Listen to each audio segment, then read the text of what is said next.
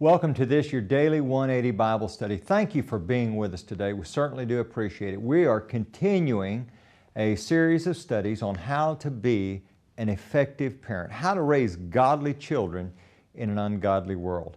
And we're looking at the book of wisdom, the book of Proverbs, and we're looking at parental advice from a father to a son on how to have the best life possible. And the best life possible is the life that honors God and submits to God.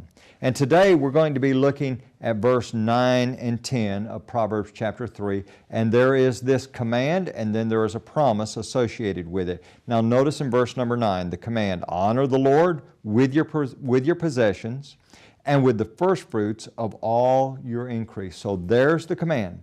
Put God first in your life. Honor Him with your first fruits.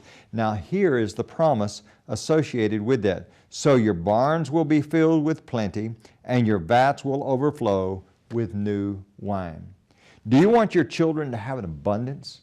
Do you want them to have all the best things in life? Then you need to teach them to put God first.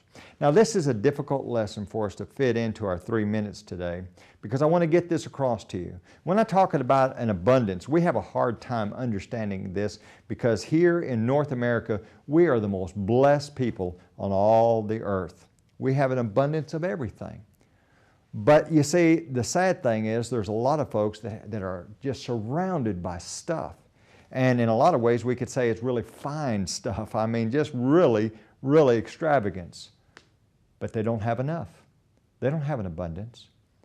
In contradistinction, I know folks down in Honduras and Nicaragua and Panama that they live in houses we would be ashamed to park our lawnmower in, but they have an abundance because of their perspective, because they understand what comes first.